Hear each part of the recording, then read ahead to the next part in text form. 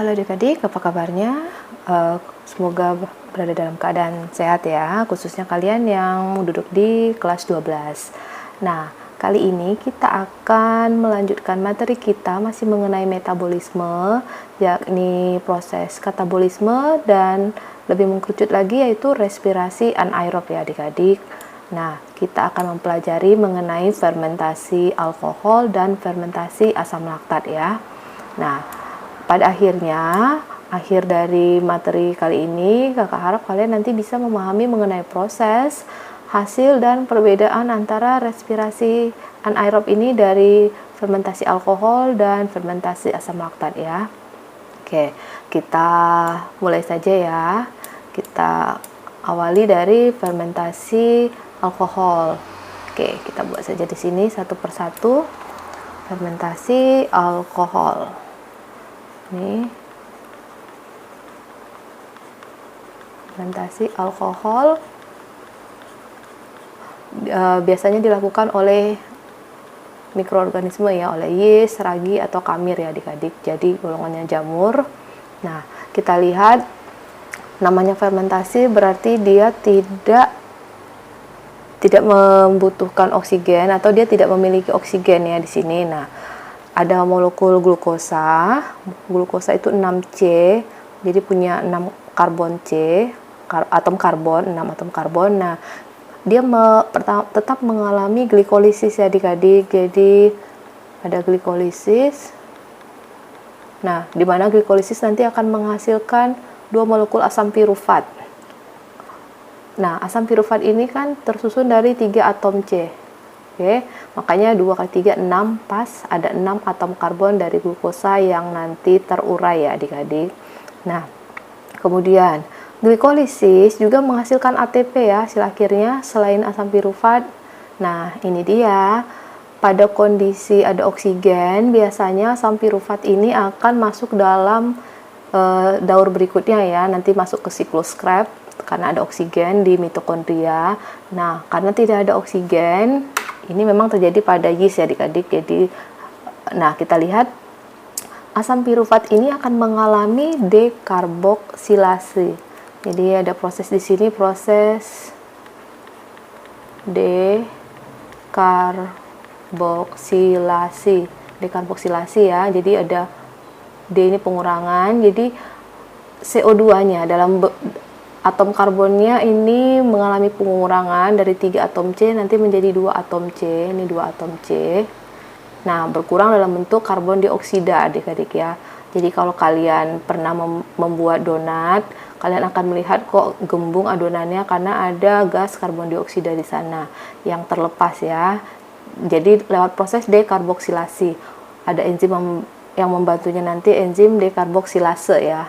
Nah, selanjutnya asetaldehid ini akan mengalami reduksi oleh NADH. Jadi NADH ini akan mereduksi asetaldehid yang menghasilkan alkohol ya atau etanol di sini. Sehingga hasil akhir dari fermentasi alkohol ini nanti sebentar ya. Ini tadi untuk proses ini adik-adik ya. Ini prosesnya dekarboksilasi. Hasil akhirnya adalah nanti ATP, 2 ATP ini dari glikolisis, kemudian 2 etanol. Oke, atau tadi alkohol. Selanjutnya juga ada CO2. Ini adalah hasil dari fermentasi alkohol. Ada karbon dioksida, ada alkohol berupa etanol, dan ada 2 ATP. ATP-nya berasal dari glikolisis. Dan ada peristiwa tadi dekarboksilasi. Itu untuk fermentasi alkohol ya adik-adik. Sekarang kita lanjut pada fermentasi asam laktat. Nah, fermentasi asam laktat biasanya dilakukan oleh sel otot kita adik-adik ya, otot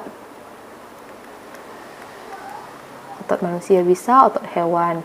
Nah, pada kondisi kekurangan oksigen, misalnya kita melakukan olahraga yang berat, kemudian kita menjadi oksigen kita berkurang. Nah, saat itu terjadilah fermentasi asam laktat agar kita tetap punya energi ya adik-adik. Nah, Nanti asam laktat yang banyak ini bisa menjadi racun sebenarnya, tapi akan diubah oleh hati nanti, kemudian diubah lagi menjadi asam pirufat dan akan menghasilkan kembali energi dalam proses selanjutnya.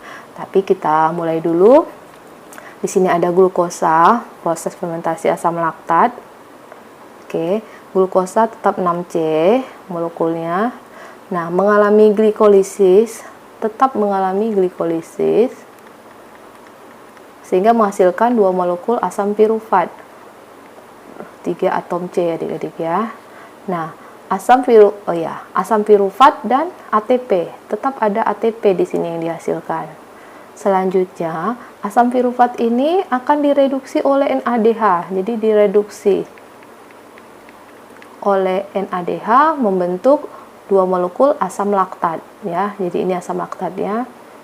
Nah, asam laktat ini yang tadi saya katakan, kalau semakin banyak dia akan bersifat racun, sehingga adik-adik semakin lelah atau ototnya menjadi seperti kejang itu. Nah, karena banyak asam laktat di sana. Nah, biasanya asam laktat ini akan dibawa ke hati, nanti dibawa ke hati oleh pembuluh darah ya. Nah, di hati nanti akan diubah kembali menjadi asam pirufat. Nah, asam pirufat ini nanti kemudian akan lanjut pada proses selanjutnya. Nanti karena oksigennya kita kan langsung cepat-cepat bernafas, berarti oksigen sudah banyak kembali. Nah, ini nanti yang akan masuk ke mitokondria, masuk dalam siklus Krebs selanjutnya, dan terjadilah proses berikutnya, kemudian dihasilkan kembali oksigen. Nah, itu tapi nasib dari asam laktat ya adik-adik. Kita kembali, jadi apa sih hasil dari fermentasi asam laktat? Hasilnya adalah tetap di sini ada, yang pertama pasti asam laktat. Asam laktat. Kemudian di sini ada 2. Hasil ada 2 ATP, sebenarnya tetap dari glikolisis, ini ATP. Dan itu aja ya, hasil dari asam laktat, fermentasi asam laktat, tidak ada CO2 di sana. Dan yang ini kan adalah tadi hasil dari glikolisis, tapi hanya ini asam laktat dan ATP dari fermentasi asam laktat. Kalau dilanjutkan tadi ini oleh otot manusia, yang melakukannya adalah sel-sel otot. Oke, kalau ini tadi dihasilkan oleh sel ragi ya, seperti ini tadi, ragi atau yeast.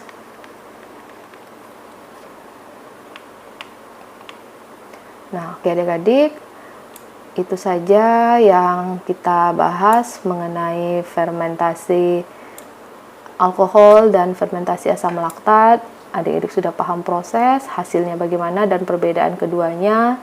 Kalau adik-adik masih ada pertanyaan, silakan adik-adik tulis dalam kolom komentar. Dan tetap semangat adik-adik, kita bertemu pada materi selanjutnya ya. Salam.